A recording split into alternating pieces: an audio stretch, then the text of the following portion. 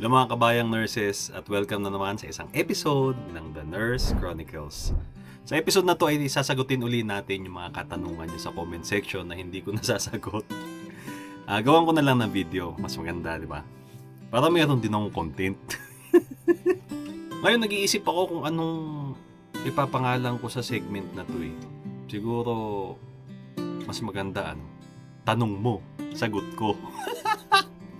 At bago nga tayo magsimula ay baka naman makahiling sa inyo na please pa-subscribe naman sa channel kasi sa mga viewers natin 90% ay hindi pa subscribe, 9% pa lang ang nakasubscribe sa ating channel. So para naman makatulong sa akin na makagawa pa ng maraming videos ay subscribe naman kayo sa aking channel. Salamat mga co-nurses. So tayo na, simulan natin to. So ang una nating sasagutin ngayong araw ay ang tanong ni Sir Earl Gabriel Gamotin, 5568. Ang tanong niya ay, Sir, ask lang po, lifetime o part-time po ba ang license ng PRC? So sagutin natin yan. So first and foremost, hindi siya lifetime. Kasi ang PRC ay nag-expire after 3 years. At pagkatapos ng 3 years, kailangan muli siya mag-renew. Kailangan ka uling mag-renew.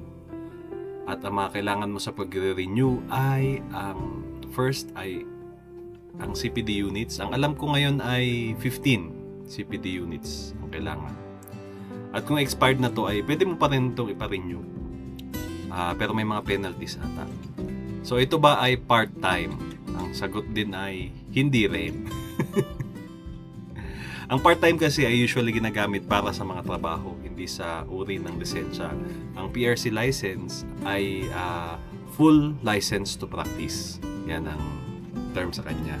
Kahit pa nagtatrabaho ka ng part-time ay meron ka pa ring full license to practice nursing.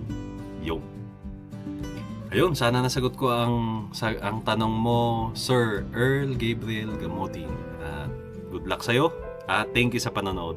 Ang sunod na katanungan ay kay Sir Aziz Kansamla, Olfu 6938. Sir, saang ospital ka nagwo-work?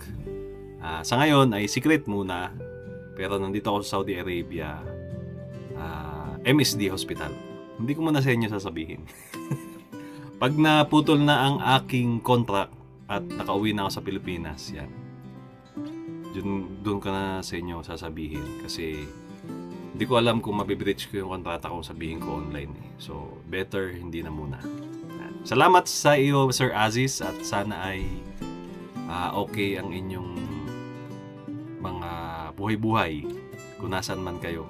Good luck sa inyong nursing career. Salamat po sa panonood. Susunod nating sasaguting katanungan ay from Ma'am Cheryl Santos 8203. Yan. Sir, ask lang regarding sa QVP. My QVP status is still unable to verify even after an appeal and I receive a note stating I have to submit my request through Saudi Commission on Health Specialists. What should I do? So first, para sa mga hindi nakakaalam, ang QVP po, ang ibig sabihin niyan ay Qualification Verification Process. Yan. Ito yung report ng data flow na ina-assess ng Saudi Commission of Health Specialties o yung SCFHS. Kapag nakalagay ay unable to verify, ibig sabihin hindi na verify ang isa sa mga documents mo, either employment or education. Kahit nag-attempt na sila ng na kontakin yung mga facilities na nakalagay dun sa papel mo. At ito ay kahit after ng appeal na sinabmit mo dun. Kapag may note na you have to submit your request through Saudi Commission on Health Specialties, ibig sabihin nito ay hindi na sila sa data flow mag-aasikaso. Ang SCFHS na ang magde-decide kung tatanggapin pa ba nila ang case o hindi na, o kung ano ang susunod na gagawin. So hindi na sa data flow yun, sa Saudi Council for Health Specialties na ang magde-decide. So ano ba ang mga dapat mong gawin ngayon? Ang una ay maghanda ng mga documents, mga supporting documents. Ang unang dokumento ay ang kopya ng iyong data flow report na nakasulat ang unable to verify. Pagkatapos ang original documents mo na subject na unable to verify, either TOR, COE, or yung diploma mo. And any additional proof like old payslips, yung ID mo dun sa school ba o sa trabaho mo, sa duty roster, notarized affidavits kung employed ka dun sa previous hospital na yon. May ginawa pala akong video tungkol dyan kung just in case na sarado na yung inyong ospital o may ginawa akong video para dyan. I-click nyo na lang dito kung saan man dyan. Kung ano mga dapat nyong gawin. Yung sa affidavit, may ginawa din akong sample doon. Ilalagay ko na rin dito sa description bilang bonus sa inyo. Kaya manood kayo hanggang uli. Pangalawa ay pumunta sa SCFHS branch office. Hindi ko lang alam kung meron, pero pagkatapos ng video to, pag i-edit ko, ilalagay ko na lang yung address sa description o kaya sa screen para makita nyo. Okay, at saka sa pinned comments, i-Google Maps ko na lang para makita nyo. Pag pumunta ka doon, dadalhin nyo yung data flow report at lahat ng supporting documents nyo. Tapos humingi kayo ng formal review or manual evaluation. Okay? Sila kasi ang may final say kung papayagan kang mag-proceed sa classification kahit may unable to verify. At kung malayo ka naman sa office o kung wala sa Pilipinas, mag-login ka sa Mumaris Plus. Yun. Gamitin mo yung inquiries sa complaints request for review. Meron dong inquiries, complaints, request for review. Tapos, attach mo ang data flow report mo at explanation letter.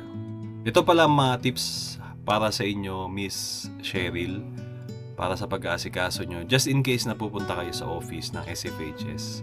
Kung meron na sa Pilipinas, is maging magalang ka at maayos makipag-usap. Kahit frustrated ka na ay kumalma ka lang para maging maayos yung transaction nyo. Tapos, i-explain mo clearly na nag-appeal ka na at kahit lahat yun na ginawa mo ay meron pa rin unable to verify. At habang nakipag-usap ka ay bigyan mo rin ng diin na gusto mo talaga makapagtrabaho ng legal sa Saudi. Di ba? At saka handa ka rin magbigay ng mga additional documents. Yan. So in summary sa'yo, Miss Cheryl, ito yung mga dapat mong gawin.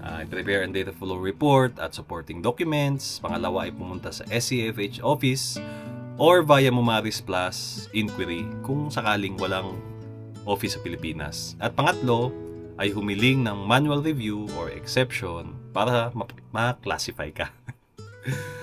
At pang-apat ay explain ang situation mo at ipakita mo na sincere ka na magtrabaho sa Saudi. Ayan. At para sa bonus sa inyo, Miss Cheryl, at para sa mga co-nurses ko na kapareho ni Ma'am Cheryl ng sitwasyon, ay bigyan ko kayo ng sample formal letter dito sa description or sa pinned comments down below.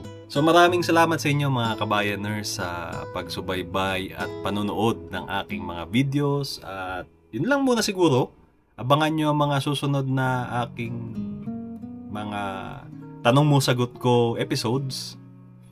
Ayun, sana nakakatulong ako at kung nagustuhan nyo tong video na to ay huwag kalimutan mag-comment, mag-like at i-share sa inyong mga kaibigan para mas marami pa tayong matulungan. At syempre, mag-subscribe. Hanggang dito lang tayo. Paano ba yan, kabayang nurse? Paalam!